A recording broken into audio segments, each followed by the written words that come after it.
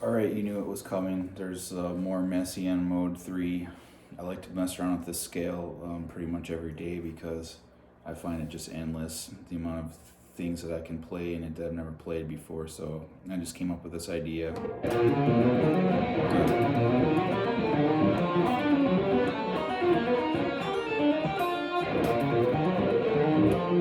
So I have to repeat it so I don't forget it. That's the tricky part. You come up with a new thing and you have to try to burn it in your brain so you don't lose it. So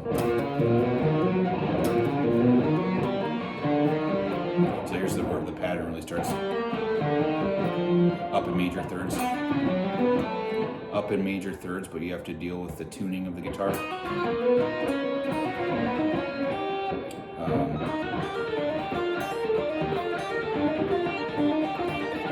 That's interesting. 1, 2, 3, 4, 5, 6, 7. It's a 7-note pattern. I just realized that.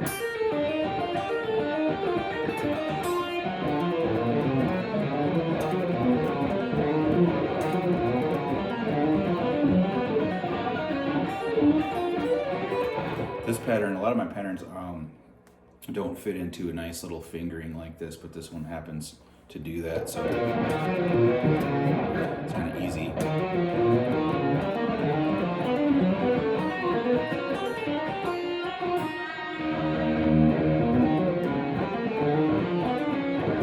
So I'm getting tired of it already. You have to keep,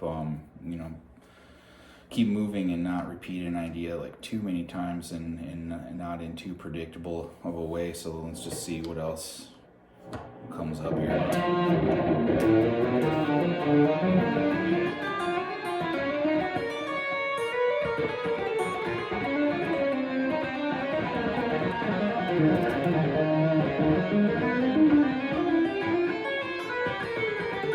Okay, so if I start out in E minor here, or I think I'm tuned down a half step, E flat. And then after that, I'm going to pivot into B flat transposition Messiaen mode 3.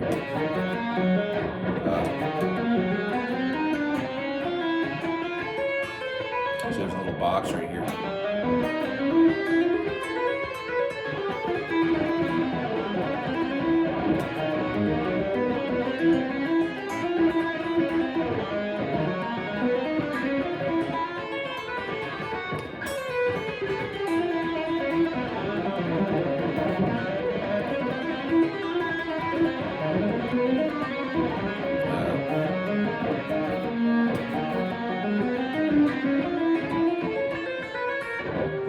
So I'm deliberately playing it kind of slowly because that's how you train your brain to be able to come up with notes on the fly.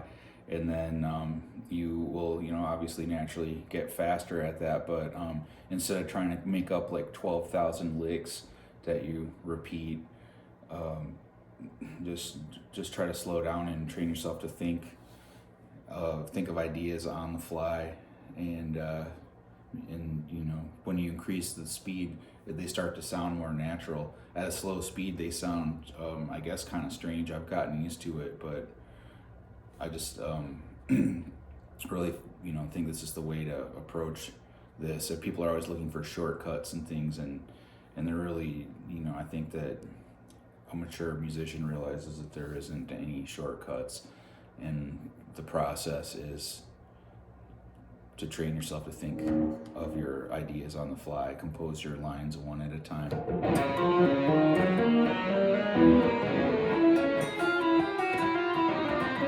And as you start to get faster,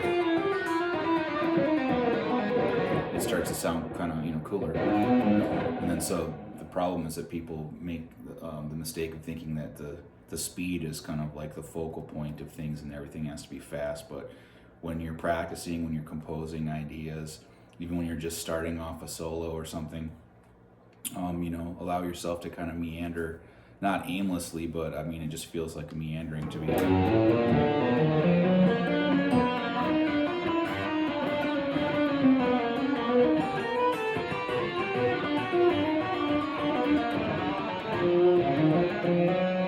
And I like to kind of play Messiaen mode 3 like I guess too long, because when it starts to get too weird, and it's a good time to go back into say like Aeolian, harmonic minor, blues, something like that. Those are what's called tonal anchors. And so yeah, you have to tonally anchor yourself, and then you pivot into the new scale. So like let's do a little bit of tonal playing here, just so. Tonal just meaning playing an asymmetrical scale now, the major scale. In this case, the 6th mode of G major.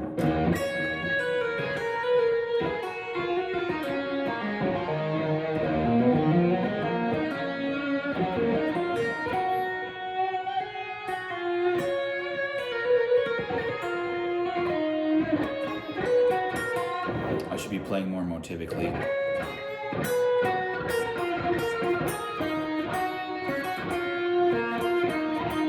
Repeat that.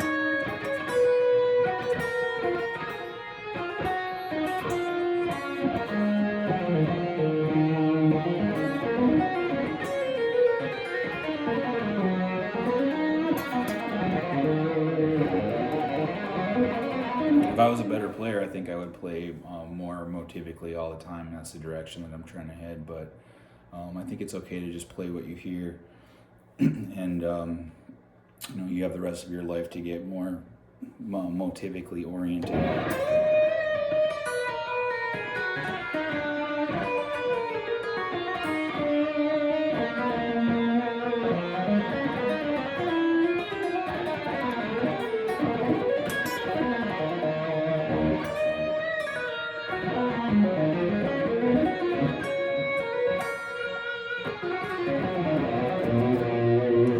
I just try to stay, excuse me, emotionally connected to the notes, and then that way, I mean, that's really important. And then when you step out into the symmetrical scales and weirdness, you have to try to keep that emotional thread unbroken and come out on the other side, because it doesn't sound good to just play, you know, random gibberish. It has to be anchored to something. So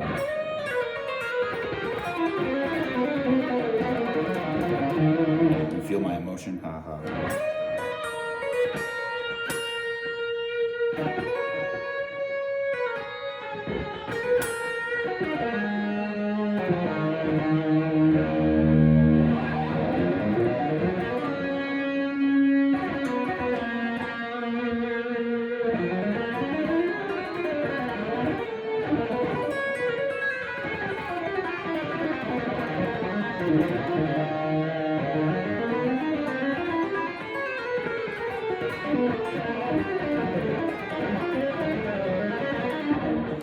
I talked about this yesterday. A lot of these lines, typically, I will modulate the Messiaen mode 3 because it gives you greater ambiguity. If you just stay in one position, it kind of, you can actually wear out the notes and give yourself away. There has to be kind of like a nebulousness about these kind of lines. So instead of just staying in one key, in one place, like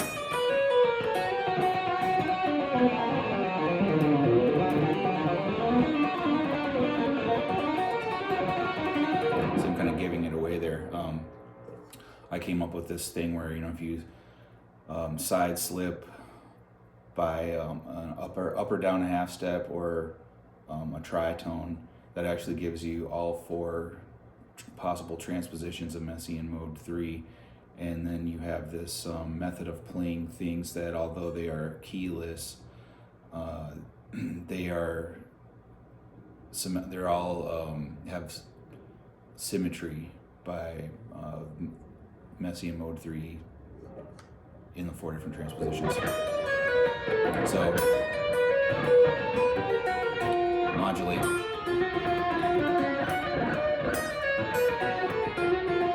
Modulate again. Again. And then again. Let me try to do it in a context with something.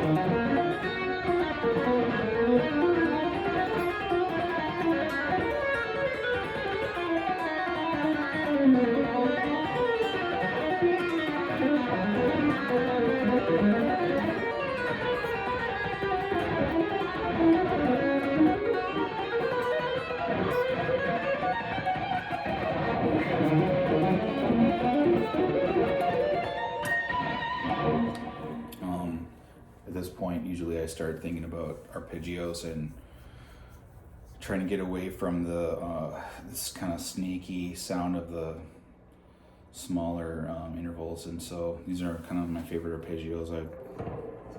I've been working on them a lot. I don't get tired of them.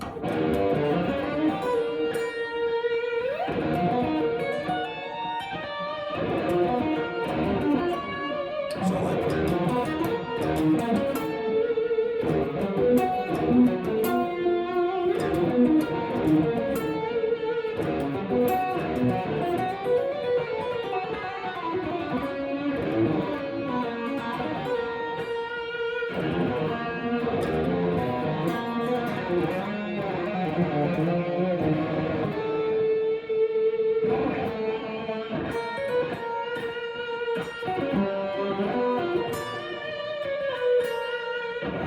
sometimes the Messiaen mode 3, you can find shapes in it that mimic other scales. So for instance, let's see, where is it? This is kind of like a shape that you would normally associate with the diminished scale. And it fits into Messiaen mode 3, so you can fake people out like, hey, I'm playing the diminished scale, except it's augmented, which is totally weird.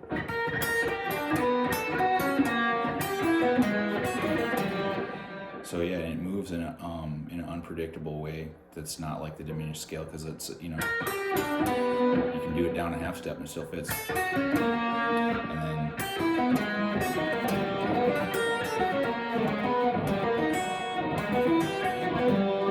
then here's another one. So this, you know, this shape people use a lot.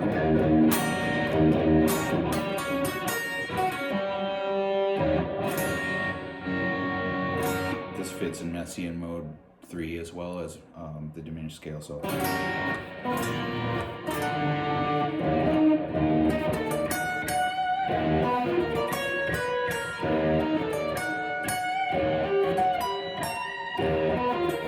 whoops, I don't know what I'm doing.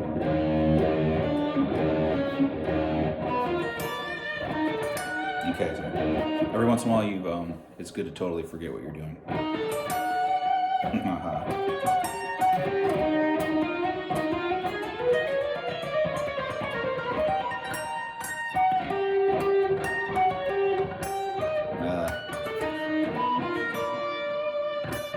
That's wrong.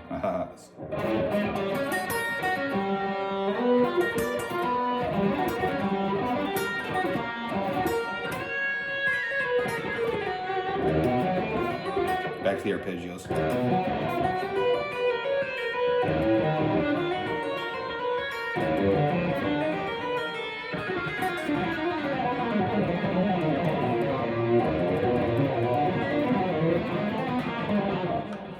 You'll do your best playing when you just kind of stop thinking. Like it happened to me where I just forgot that I was even playing guitar, and ideas just start to come out. You know, you get distracted by something. Usually I'll like look out the window or something, and then so that's led me to believe that your best ideas come actually from the subconscious, and so your only job is to really kind of get yourself out of the way and let these ideas just pop into your head, and then start automatically coming out your fingers. So you know, it might sound like you're playing some kind of crazy hyper calculus thing, but and you are, but it's like the subconscious is what's reeling it in, seemingly from outer space.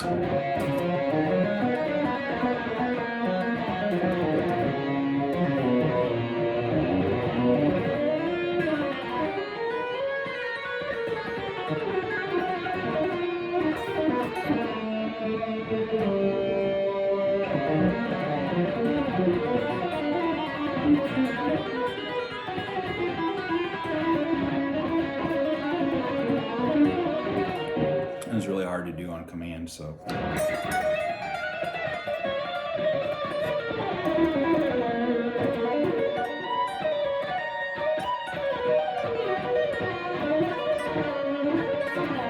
I try to avoid these kind of things, but I guess I shouldn't. They sound fine. I see some players that will take these shapes that are like combinations of minor thirds and half steps. So there's two possibilities.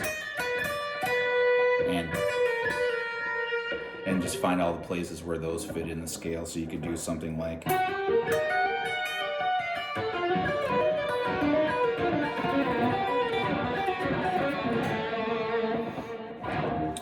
to me it's kind of like a shortcut or something, so I try to stay away from stuff like that. But I guess you know,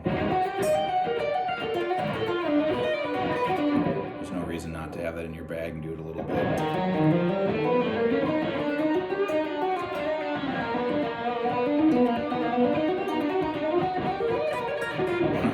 So it does sound a lot like Holdsworth too, which is something I really actually try to avoid. And people leave comments and they go Holdsworth, and yeah, it does.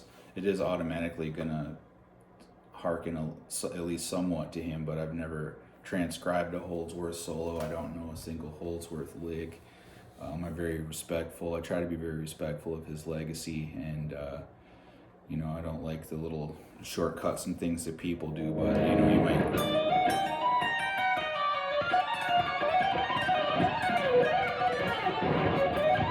You know, because when people will discover a lick like that, and then it becomes like a pet lick, and they just keep doing it, and it takes like a deep concept and sort of turns it into a gimmick. So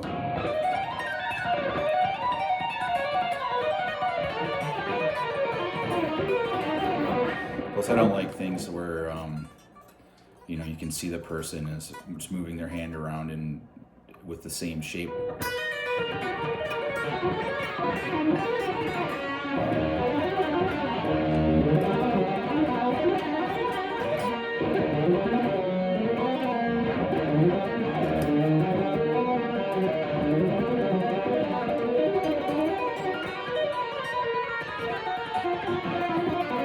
Because, you know, in the real world, once you play an idea once in one solo, you've kind of like burned that idea, and you don't want to be one of these players that plays the same licks in every solo. I won't name any names, but there's really no other way than to just forge your way forward by the thing I was describing earlier, playing, constructing your lines sort of like one note at a time as much as possible, and you know, don't go for the gimmicks.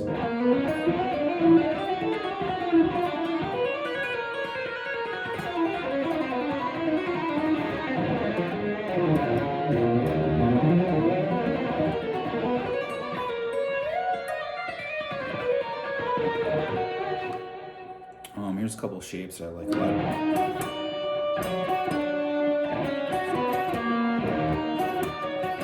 I find if you can work these little chord shapes into your lines, that they just sound better for some reason.